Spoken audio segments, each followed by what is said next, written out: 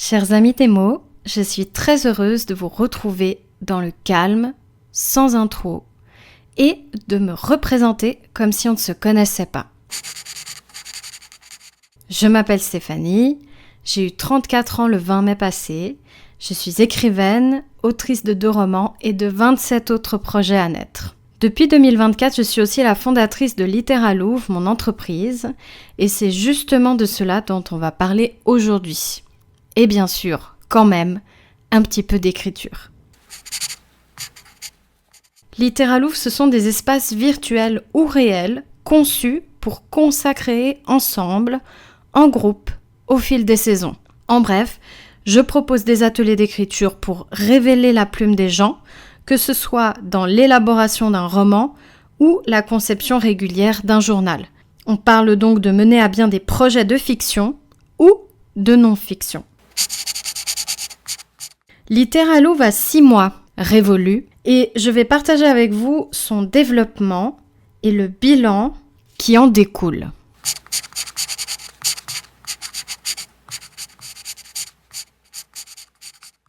J'ai découpé cet épisode en mois, puisque ce sont eux et les saisons qui se sont écoulées depuis le début de l'année. Avant ça, je vous refais un petit historique parce qu'en écrivant cet épisode, je me suis rendu compte que je n'avais pas expliqué d'où venait Littéralouve, qu'est-ce qui se passe, qu'est-ce que c'est, au-delà de qui je suis, parce que, en vrai, j'ai laissé tomber le podcast. C'est une réalité que je n'ai pas pu accepter encore, parce que ce n'est pas vrai. En réalité, j'ai une saisonnalité. Si vous commencez à me connaître, si vous me suivez ici, si vous me suivez sur les réseaux sociaux, si vous lisez mes livres, vous savez, en regardant ce que je fais, que j'ai des moments de productivité. Et j'ai des moments, comme pour lire des livres finalement parfois, où je dois faire certaines choses et où je ne peux pas en faire d'autres. Il s'avère que j'ai lancé mon activité indépendante, Littéralouve, en début d'année. J'ai pris un congé sans solde qui me permet d'avoir congé pendant 1 an de l'institution dans laquelle je travaillais avant en tant qu'assistante sociale et de pouvoir récupérer mon poste au taux d'activité auquel je l'ai quitté dans l'institution en général et donc pas forcément dans le service où je travaillais avant, une fois cette année écoulée. Le temps s'écoule et j'ai prévu du coup, durant 2024, de faire vivre et exister Littéralouve pour me donner cette chance, pour vous donner votre chance. Ce congé, il m'a beaucoup apaisée, mais je savais que ce ne serait pas un congé du tout. D'ailleurs, je dis juste que pour l'instant, je ne suis plus assistante sociale, mais en vrai, c'est un métier qui a pris ancrage en moi pendant très longtemps. J'ai d'ailleurs appris ce métier puisque j'ai fait 3 ans d'études à la Haute École de Travail Social ici à Genève et je l'ai pratiqué à partir pratiquement de ma sortie de l'école jusqu'à il y a très très peu de temps. J'injecte d'ailleurs dans Littéralouve beaucoup de mes compétences d'assistante sociale, notamment dans les entretiens que je peux avoir avec vous, dans la conduite et le maintien du groupe, dans mon envie aussi de laisser la personne s'exprimer comme elle le souhaite, exister comme elle le souhaite. Tout ça pour dire que ce congé n'est pas un congé, puisque je fais juste complètement autre chose que ce que je faisais avant, et à la fois, je regroupe tout ce que je sais faire pour donner Littéralouve. La donner aux gens, la donner aux participants, la donner à des personnes aussi qui ne sont pas forcément des potentiels clients, mais qui peuvent parler de Littéralouve autour d'eux. Pour revenir à cette histoire de saisonnalité, il s'avère qu'en général, j'écris de l'orée du printemps, c'est-à-dire déjà en février à peu près. Je sens que l'écriture revient me triturer, pas me triturer tout de suite. D'abord, il y a des petits fourmillements et ensuite, elle commence à masser et elle me dit « J'aimerais bien sortir de tes tripes là ». Et ça arrive gentiment au mois de mars. Puis, je me plonge en règle générale dans mon premier jet, donc la toute première version de l'histoire où je déverse toutes mes idées et je déverse surtout mon plan que j'ai élaboré avant. Je continue à peu près jusqu'au mois de juillet de la même année. Donc ça fait, à un mois près, ça fait 6 mois d'écriture assez intensive avec 2 défis d'écriture qui se mettent dedans, qui sont les camps NaNoWriMo. Je vous refais pas l'explication du NaNoWriMo, j'en ai suffisamment parlé dans mes précédents épisodes, mais c'est vrai que ce sont 2 moments où je saisis le flot de l'inspiration, le flot qui me transporte en fait vers mon projet, en avril et en juillet, pour, en général, écrire un roman en entier. Alors bien sûr, je n'écris pas un roman en 2 mois, mais du mois de février jusqu'à peu près au mois de juillet, en règle générale, j'écris. Et j'ai beaucoup de peine à faire autre chose. C'était très particulier pour moi de faire 100% du temps ce que j'aime faire et à la fois devoir prioriser des choses que j'aime faire. Je m'explique. Pendant 10 ans, j'ai fait un travail passionnant qui m'a souvent prise aux tripes, on va pas se le cacher, avec mon hypersensibilité, mais aussi avec les histoires des gens qui sont, ma foi, la plupart du temps très très touchantes et toutes différentes les unes des autres. Quand je sortais de ce travail, l'écriture me permettait de décompresser. Et dans les 6 mois, on va dire, de 2023, les 6 derniers mois, j'ai planché comme une folle, avec ma coach bien sûr, sur le concept de Littéralouve. J'ai conçu l'entreprise, je me suis occupée de tout ce qui était administratif, de tout ce que je souhaitais, etc. Donc en vrai, les 6 derniers mois de 2023, j'étais déjà partie. Et d'ailleurs, j'avais déjà déposé ma demande de congé, même s'il n'y avait pas besoin de la déposer autant en avance. Mais à partir du moment où j'avais déposé cette demande de congé, j'avoue, j'étais assez déconnectée du travail d'assistante sociale. Sauf que je n'avais que la moitié du matin pour écrire, pour m'occuper de mes réécritures, pour m'occuper de la parution de mon roman, etc. Et la moitié du matin pour travailler sur Littéralouve. Et là, en janvier, je me suis retrouvée à faire 100% tout ça, plus à trouver petit à petit cette petite étincelle qui vient chaque année à l'orée du printemps me dire « faut que t'écrives un autre roman ». Donc, j'aurais pu être embêtée. Mais ça n'a pas été le cas. J'ai voulu ce bilan à la base très pragmatique, basé un peu sur mes chiffres, basé un petit peu sur la construction, vous expliquer comment ça marche pour ouvrir une entreprise en Suisse. Et puis en écrivant, en repassant en revue tout ce que j'ai archivé, de choses que j'ai faites durant ces mois qui se sont écoulés, en faisant le bilan sur ce que j'ai ressenti, sur ce que j'ai vécu, j'arrive à quelque chose de très sentimental et qui se mêle forcément à l'écriture parce que, avant Littéralouve, j'étais écrivaine. Du coup, voilà, c'est difficile de ne pas en parler. Néanmoins, j'ai quand même découpé ce bilan par mois, comme je vous l'ai expliqué, et j'ai envie, en toute sincérité, de vous emporter avec moi, de vous dire ce qui a été, ce qui n'a pas été. Je ne vais pas parfois beaucoup dans les détails, mais je pense que j'utiliserai ces morceaux pour en faire des articles sur mon blog. Et là, on aura un résumé un peu plus factuel, avec peut-être des éléments qui ne se trouveront pas au format vocal.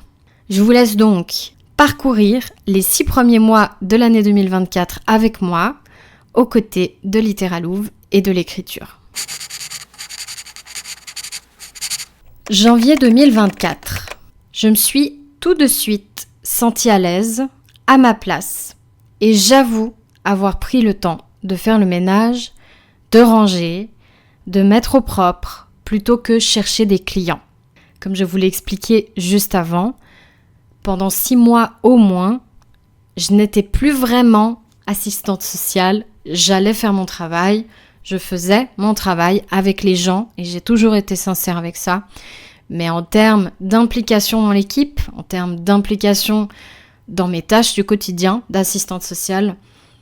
Je n'étais plus vraiment là et mes collègues d'ailleurs ont contribué à ça en me retirant petit à petit du travail, en regardant un peu comment évoluait mon entreprise, à la création du logo dessiné par Caroline Blino, jusqu'à l'élaboration de la brochure explicative de mon concept. J'ai eu beaucoup de soutien là-dedans, mais c'est vrai que j'ai ressenti en janvier une énorme fatigue.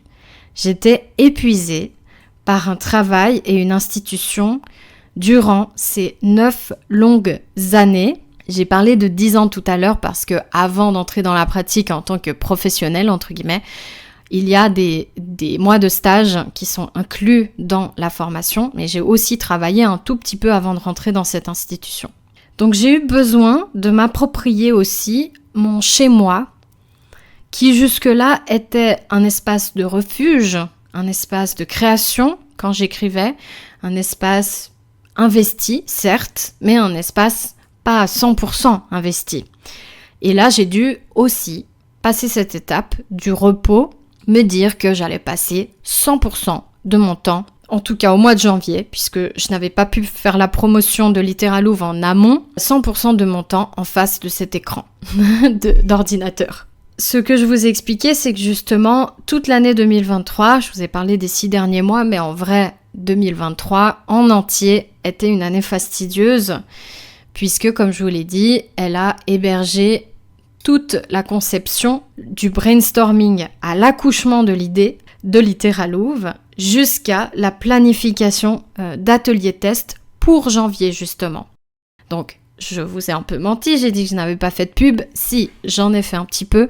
Je suis allée chercher auprès de mes proches des personnes qui seraient potentiellement intéressées à faire ces ateliers tests qui étaient 100% gratuits et qui me permettraient d'avoir une base de clientèle ou ne serait-ce que d'ambassadeurs pour parler de ma pratique et de ce qu'ils ont ressenti en atelier.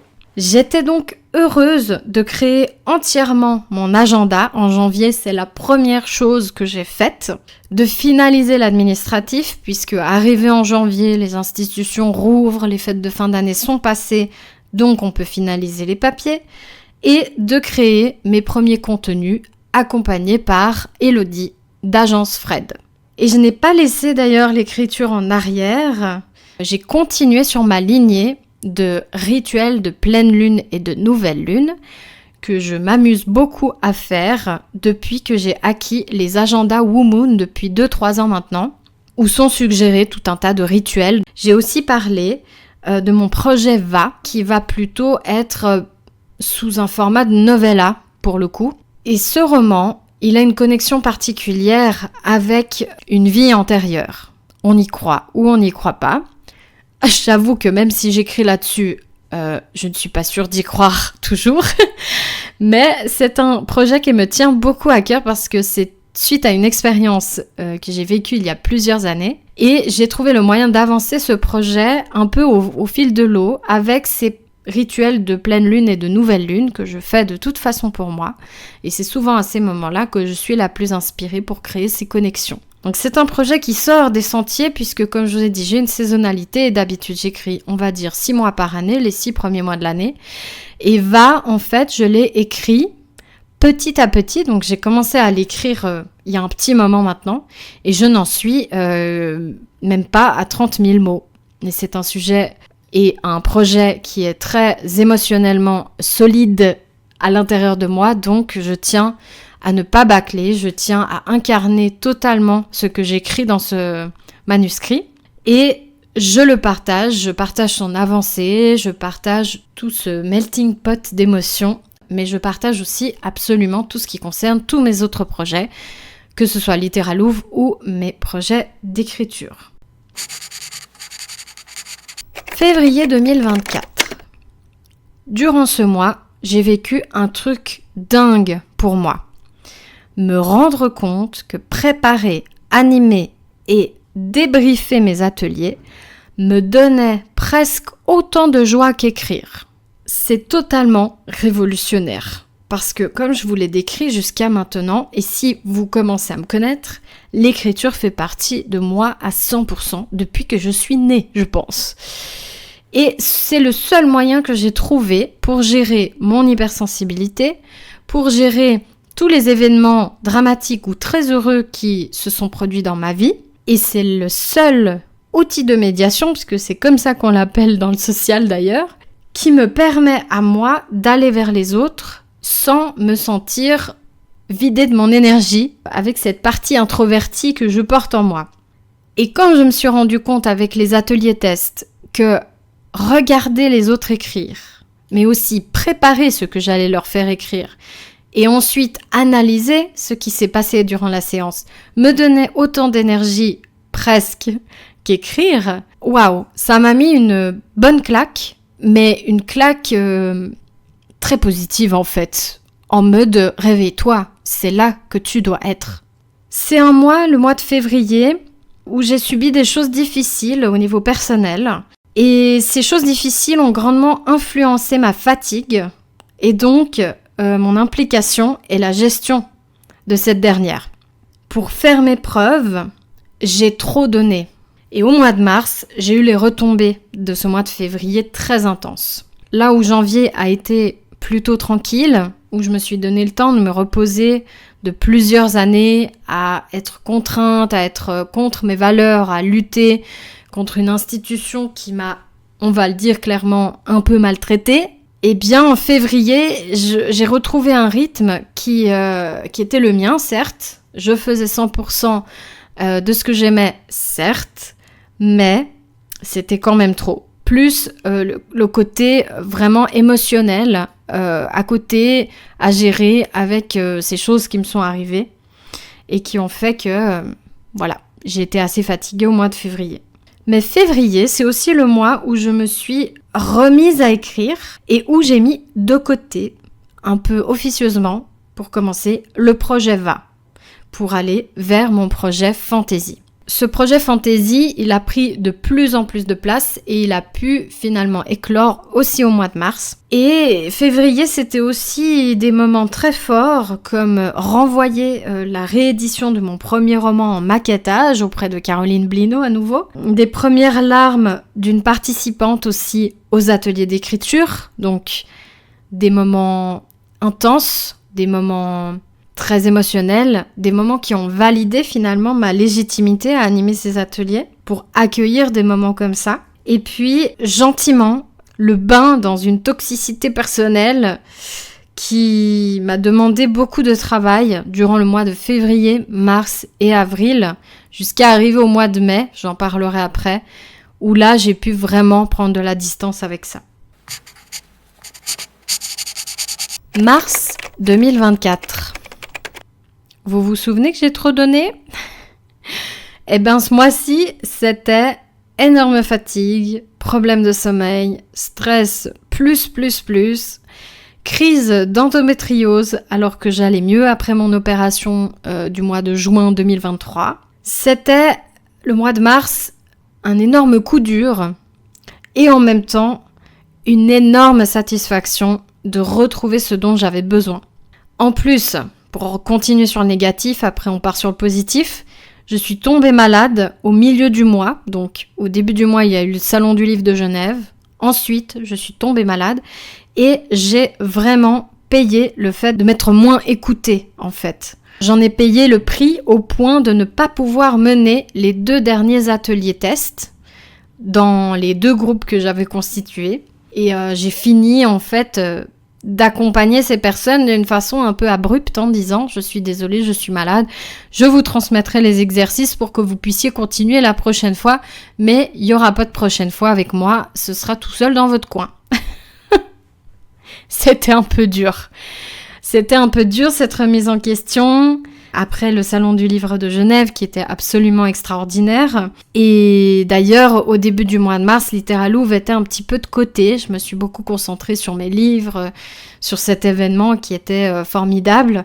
Mais je me suis quand même très bien organisée. Je me suis rendu compte que c'était merveilleux d'avoir une journée entière pour répartir les choses comme je le voulais et de ne pas être contrainte d'aller dans un endroit où je ne me retrouvais plus en fait. Mais en revanche, un autre coup dur, qui a été dur à encaisser au mois de mars, c'est que suite aux ateliers tests justement, où il y avait au total 12 participants, une seule personne a voulu continuer les ateliers. Et comme je l'ai décrit au début de ce podcast, une personne, certes c'est bien, mais un groupe ce n'est pas une personne.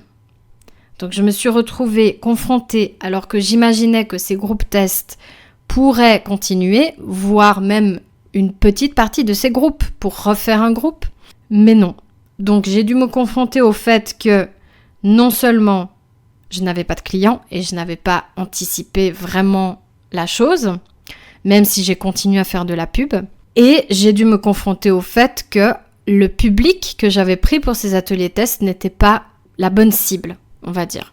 Il y a des termes marketing qui sont rentrés dans ma tête maintenant et qui font partie du processus aussi. Évidemment qu'en construisant Littéralouve, je m'étais dit j'aimerais toucher ce genre de personnes. Et pour être honnête avec vous, j'ai dit que j'aimerais toucher les gens qui savent écrire. C'était déjà une cible en soi. Mais j'avais cette idée de tout le monde peut écrire. Et c'est là, je l'ai réalisé plus tard avec ma coach, que se posait le problème. C'est-à-dire que j'ai voulu toucher tout le monde, mais à vouloir toucher tout le monde, on touche personne. Donc je me suis retrouvée sans client du tout, alors que ce congé sans solde dont j'ai parlé au tout début, certes me permet de récupérer mon poste à la fin de l'année, pas avant, mais en attendant, je n'ai pas de salaire. Donc je vis avec mes économies et l'aide de mon chéri quand vraiment j'ai des méga dépenses, ce qui n'est pas arrivé pour l'instant, mais qui pourrait se produire. Donc j'ai ce stress entre guillemets, même si j'ai une bonne somme de côté, de tout dépenser mon argent cette année et de ne pas pouvoir pérenniser mon activité. Parce que l'idée aussi de lancer une activité indépendante, c'est pas juste de lancer un concept original ou de faire ce que je veux toute la journée. L'idée, c'est que ça puisse me permettre de vivre. Et me retrouver du coup au mois de mars, alors que le mois de mars était entre guillemets le mois officiel de lancement de Littéralouve, où j'ai ouvert les inscriptions à d'autres personnes, et n'avoir personne à cette période-là, ça m'a confrontée au fait que la possibilité que ça ne fonctionne pas existait. Et ça fait pas du bien.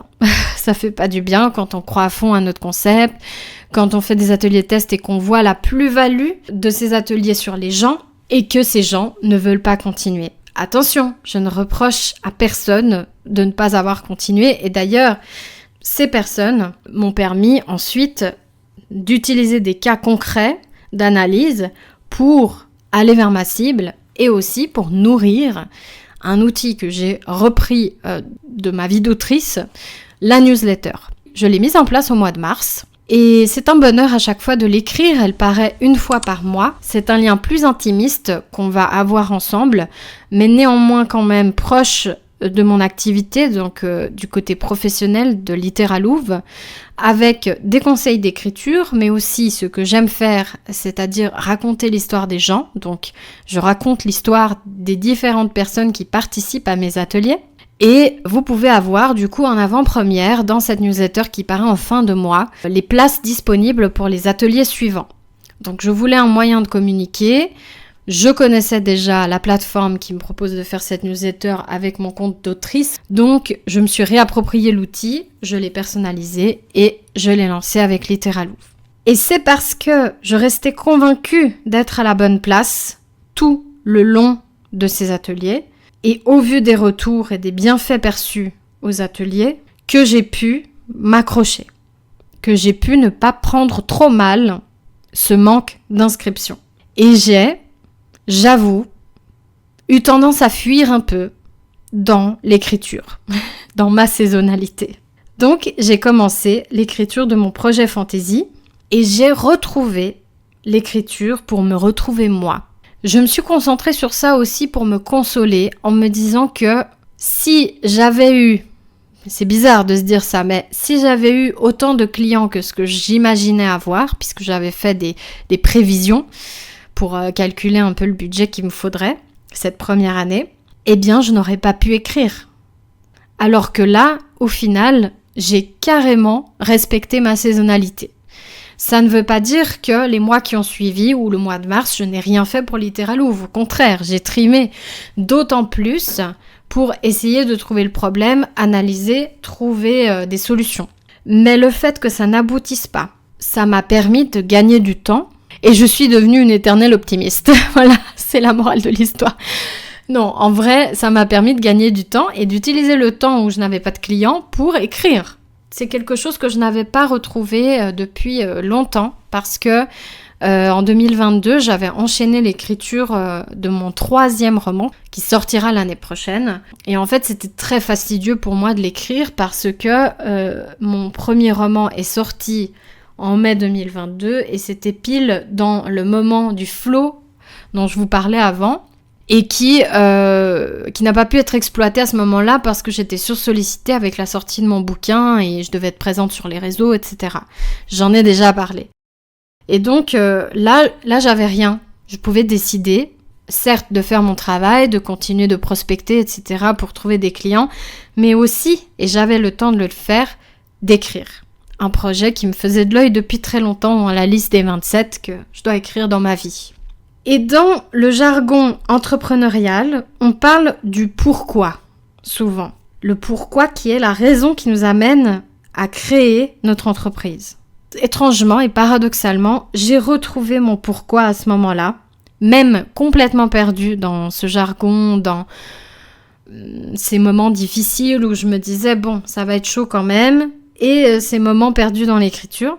J'ai réussi quand même à nager là-dedans et à travailler dessus. Que ce soit avec des podcasts, que ce soit avec ma coach, j'ai trouvé des outils pour avancer et ne pas désespérer.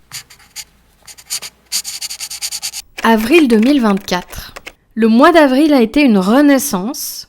J'étais un peu enfermée dans ce déni dont je vous parlais juste avant, mais j'ai écrit tellement à fond avec ce camp NaNoWriMo d'avril, justement, tout en mettant en place un système et un état d'esprit en lien avec mon contenu. J'ai repris ce mal-être que je ressentais en février et cette surproduction de contenu. J'en ai discuté justement avec Elodie d'Agence Fred qui m'a fait tout un plan de com et tout un mentorat autour du lancement de mon entreprise. Et je me suis rendu compte de qu'est-ce qui me faisait détester la création de contenu. Et on a fait un point durant ce mois-là sur comment retrouver du plaisir à faire du contenu. J'ai toujours tendance à faire trop sur n'importe quel plan. Et en mettant ce rythme en place, en trouvant ce qui me parle, ce qui me fait du bien, en m'autorisant à faire moins de contenu, même si c'était une période de lancement et même si il fallait que je me donne à fond parce que c'était maintenant ou jamais, entre guillemets, dans ma tête, eh bien j'ai décidé de réduire ce rythme, de réduire la quantité pour aller vers une meilleure qualité. Et ça m'a fait du bien. C'était mon rythme qu'Elodie m'a aidé à détecter et j'ai retrouvé une vraie sérénité par rapport à ça. Je ne dis pas que c'est toujours facile, je ne dis pas que je n'aimerais pas faire plus, mais j'apprends aussi sur le plan personnel à gérer ma frustration de ne pas toujours être au top, de ne pas céder à mon perfectionnisme maladif.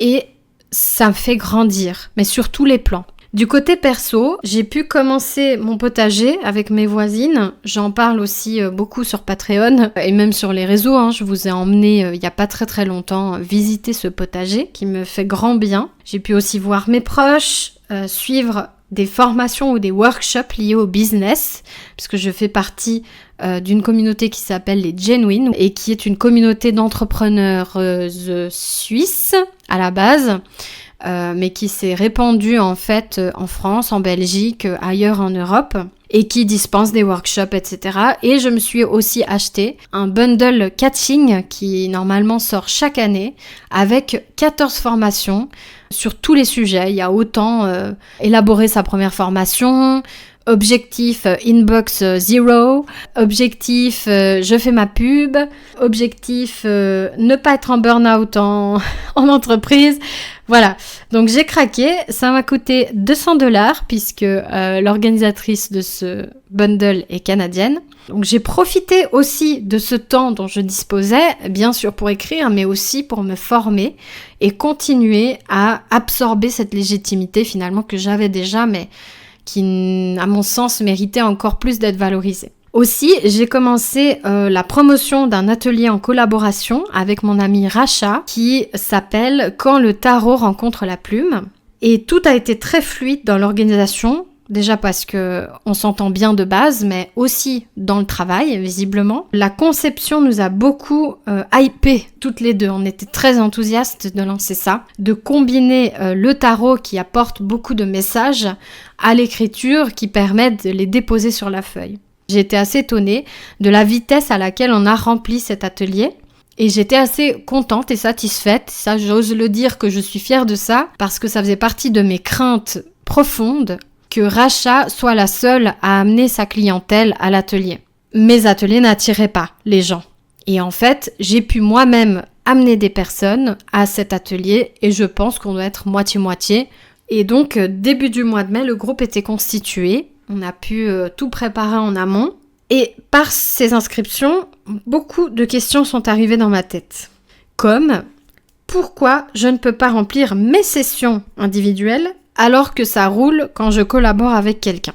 Et à la fois, il y a eu des connexions qui se sont créées avec Lancy, donc ma commune où j'habite, pour le lieu pour cet atelier. Ça a tourné, et j'ai mis un petit moment à trouver la solution. Mai 2024. Je suis arrivée au mois de mai épuisée, il n'y a pas d'autre mot, j'étais déjà épuisée en mars, mais là j'étais encore plus épuisée. J'avais la tête pleine de motivation, mais encore plus pleine de doutes.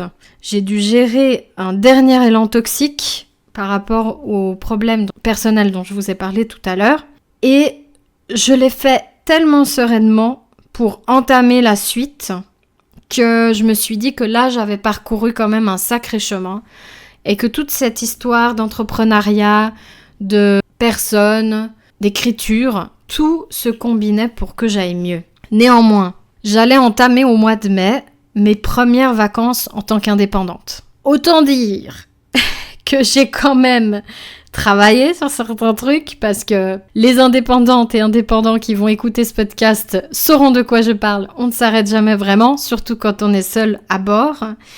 Mais, je tiens à le dire, j'ai clairement été reconnaissante de ne pas avoir encore de clientes et de clients pour mes ateliers. Parce que ça m'a permis d'avoir des vraies vacances. J'ai pu déconnecter, bien sûr, j'ai mis tout ce que je pouvais en place au cas où des clients se manifesteraient pour participer à mes ateliers. Mais il s'avère que je n'en ai pas eu, ou pas plus que de raison, on va dire. Ce qui m'a permis de profiter vraiment de ces 2 semaines en mai pour me reposer.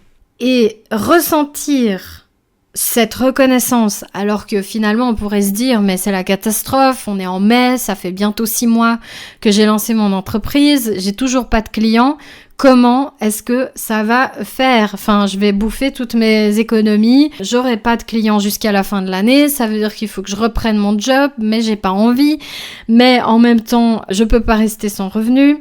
Voilà, tout ça s'est passé dans ma tête. Toutefois, ressentir cette reconnaissance, à ce moment-là particulièrement, ça m'a fait réaliser, après ma dernière séance de coaching avec ma coach en avril, que j'avais besoin de repos justement et de déconnexion. Parce que jusque-là, j'avais traité Littéralouve comme une extension de moi et j'ai pris le manque d'inscription comme un échec au tout début, bien sûr. J'ai pas tout de suite pris du recul et j'ai pas tout de suite été reconnaissante. J'ai tout de suite paniqué, bien sûr. Je me suis donné le temps en mai, de le voir comme une opportunité et de penser à moi, de prendre soin de moi avant de bosser pour la suite. J'ai vraiment vu cette opportunité-là de me dire j'ai le temps de faire ça. J'ai le temps de juste souffler. Donc j'ai continué à maintenir un peu le rythme de contenu que j'avais décidé avec Elodie de Agence Fred et j'ai alimenté pas mal mon Patreon parce que j'y ai intégré Littéralouve et donc les abonnés payants de Patreon ont accès à tout le programme de mes ateliers. Ils sont prioritaires aussi pour les inscriptions et ils ont des réductions pour certains ateliers. Néanmoins, il y a aussi la possibilité de vous abonner gratuitement. C'est comme un réseau social lambda, on va dire. Et parfois, je mets quand même des contenus ouverts à tout le monde, notamment les places disponibles pour les ateliers suivants qui sont accessibles avant que je les mette sur les réseaux sociaux.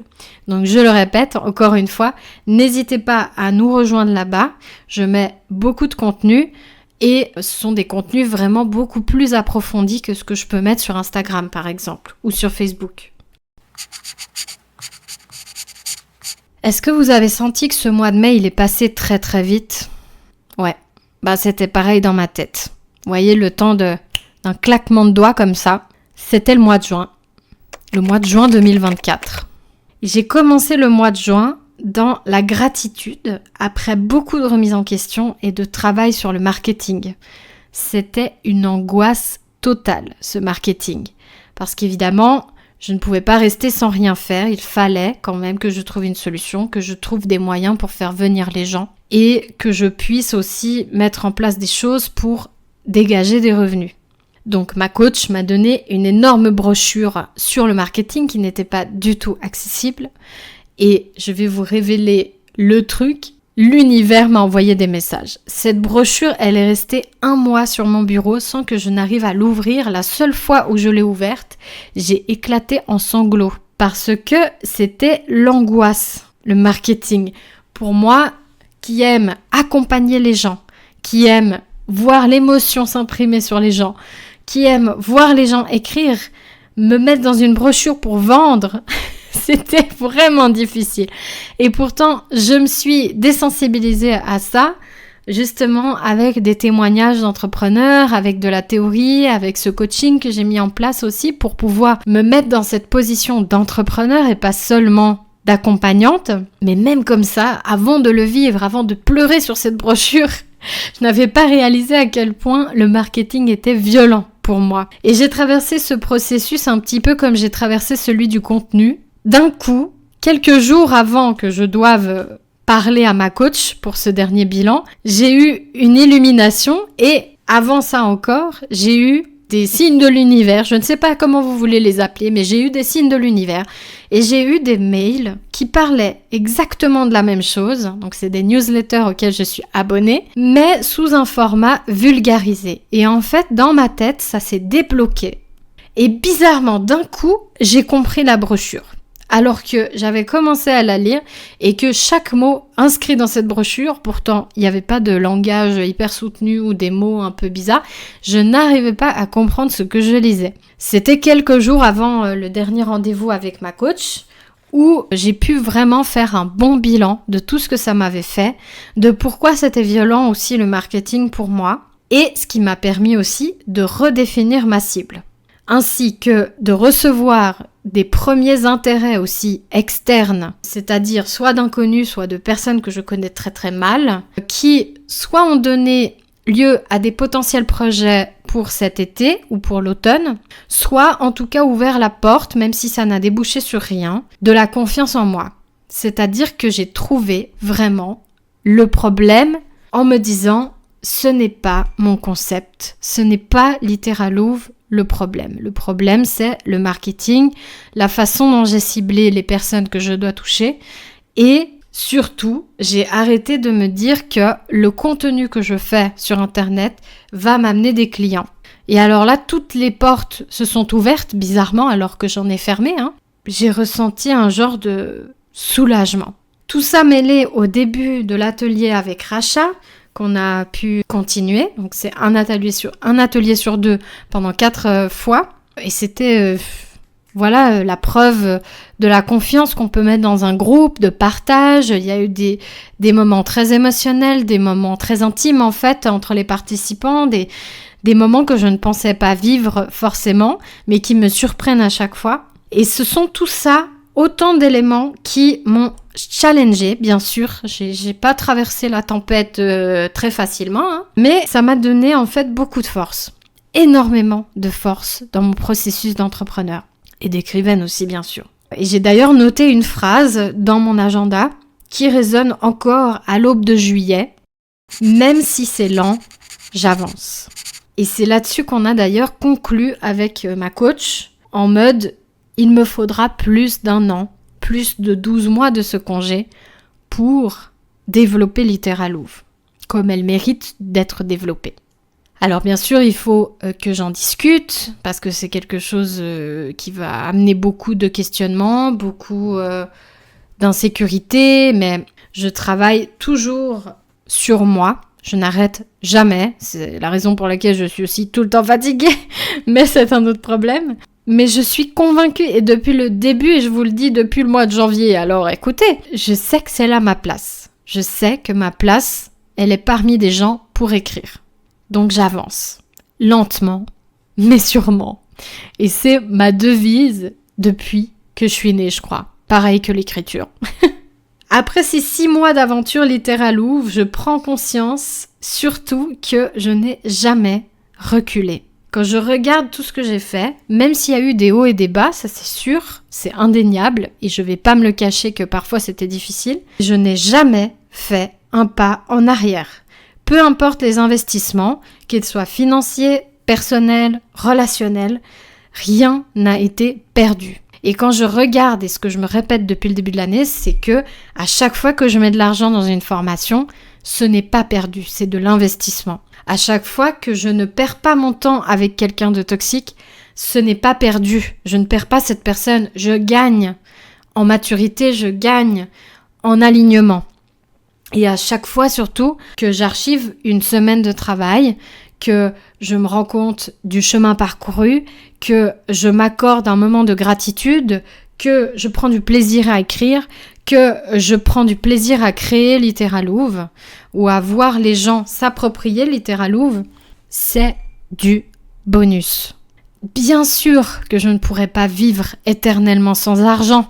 On vit dans une société marchande, on ne peut pas vivre sans argent. Et surtout, un truc que je refuse absolument, c'est de dépendre à 100% de mon amoureux. C'est quelque chose à quoi je tiens et contre lequel, entre guillemets, je me bats depuis le début, même si je sais qu'il est là pour me soutenir et qu'il me soutient beaucoup, je ne veux pas complètement reposer sur lui. Et pour l'instant, j'ai les moyens de ne pas reposer complètement sur lui. Et j'aurai encore les moyens de ne pas reposer complètement sur lui l'année prochaine. Même si c'est lent, j'avance. Aujourd'hui, vous l'aurez compris, Littéralouve n'est pas rentable. Elle me fait même perdre de l'argent si on se concentre que sur les chiffres, bien sûr. J'ai plus investi dans l'entreprise que ce qu'elle m'a rapporté. Mais comme je l'ai dit, je gagne tous les jours énormément. Et pour tout avouer, ma foi dans ce projet ne fait qu'augmenter. Plus je fais des ateliers, plus j'y crois. Plus je mets des partenariats en place, plus j'y crois. Au fil des ateliers, des discussions, des bilans, Littéralouve grandit. Elle grandit dans mon esprit, bien sûr, parce que ça concrétise des projets qui vont me rapporter des sous. Mais ce n'est pas ma préoccupation principale aujourd'hui. Surtout, ça fait grandir Littéralouve dans mon cœur. Et ça, c'est quelque chose que j'ai envie de valoriser aujourd'hui, que j'ai envie de partager avec vous, avec de l'émotion, parce que je pensais bien que quitter mon travail stable, salarié, c'était une énorme étape. J'ai pris ce risque, j'ai déconstruit énormément, et notamment beaucoup de choses en rapport avec les sous, parce que voilà, on est élevé d'une façon, on a un rapport particulier à l'argent, et comme je l'ai dit, il y a des choses qui sont valorisées sociétalement et d'autres moins. Et notamment, le domaine artistique n'est pas tellement valorisé sociétalement, sauf quand les personnes sont renommées. On peut transposer ça partout. On peut transposer ça sur la danse, on peut transposer ça sur la peinture, on peut transposer ça sur le cinéma et sur l'écriture, bien sûr. Essayez de trouver des exemples, vous allez en trouver tout de suite.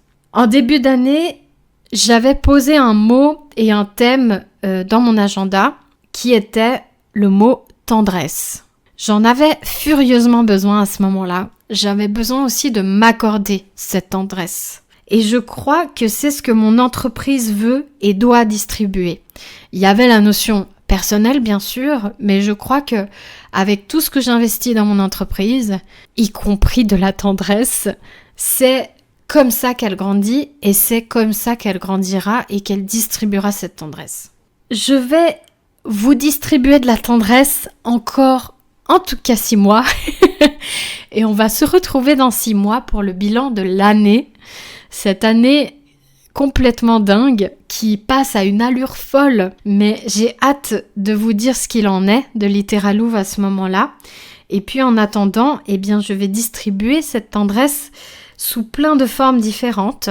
J'en ai déjà un petit peu parlé sur les réseaux sociaux. Je vous prépare des webinaires, on va appeler ça comme ça. Donc des conférences plutôt en ligne avec des possibilités d'ateliers aussi, d'écriture en ligne. Une gratuite, une payante, mais à un prix très raisonnable pour que vous puissiez découvrir Littéralouve. Et je vais continuer d'écrire, je vais sortir un livre l'année prochaine, donc cet été et cet automne, je vais trimer à fond. Et là, pour le coup, il y aura de la tendresse parce que c'est une petite romance d'hiver. Vous n'êtes pas prêts, mais pas prêts du tout à la douceur de cette romance. Il y a des thèmes difficiles, hein, on me récupérera pas. Mais clairement, elle n'a rien à voir avec mes 2 autres romans en termes de doucitude. Donc, restez connectés. Et puis restez aussi connectés parce qu'il y a des collaborations qui arrivent. Je suis en train de préparer des ateliers d'écriture avec le Subarashi Manga Café, qui est le premier manga café de Suisse. Là-bas, je vais animer 2 ateliers d'écriture, un atelier sur la construction d'univers et un atelier sur la romance. Venez nombreux. Je prépare aussi une collaboration avec l'autrice Estelle Castader qui récemment a eu une réponse positive qui va être éditée, mais à côté de ça, elle est aussi conteuse professionnelle. Du coup, on est en train de préparer depuis plusieurs semaines déjà un atelier pour vous accueillir cette fois en ligne. En parallèle de tout ça, j'ai acquis en location un local dans lequel je peux vous accueillir. C'est une belle salle de 29 mètres carrés au centre-ville de Genève, donc prenez les informations, elles sont partout et si vous n'êtes pas sûr, envoyez-moi un message, je vous mettrai tout dans les liens en bas de l'épisode. Je fais aussi des ateliers du coup à Lancy, là où j'habite, à l'Espace Palette, avec un groupe plus grand où je vais prendre plutôt 10 personnes, où pas tout le monde ne pourra lire son texte à chaque séance. Néanmoins, on va pouvoir écrire, et là les ateliers ne sont que 20 francs. Donc n'hésitez pas à faire circuler toutes ces informations, à parler de Littéralouve autour de vous.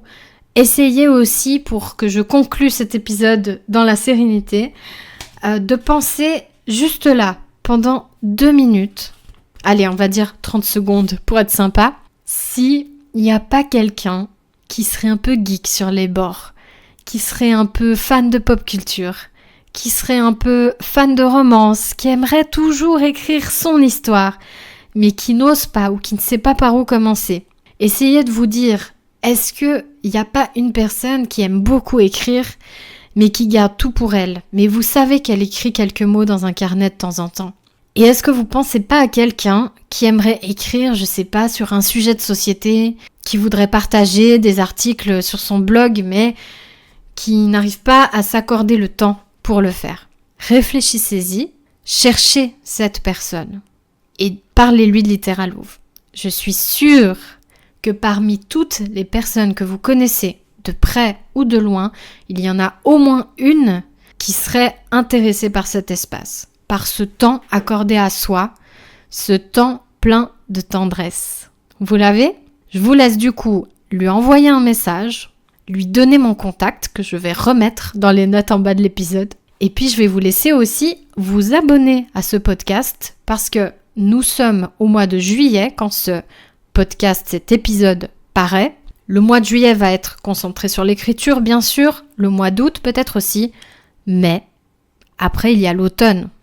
Et en automne, il est prévu que je reprenne mon blog, il est prévu que je vous propose d'autres podcasts, que je vous parle enfin de mon 2e roman qui est paru déjà en novembre l'année passée. Restez connectés, que ce soit ici sur la newsletter avec le lien en bas pour vous inscrire, que ce soit tout simplement par message si vous me connaissez personnellement ou sur mes réseaux sociaux. On reste connectés ensemble.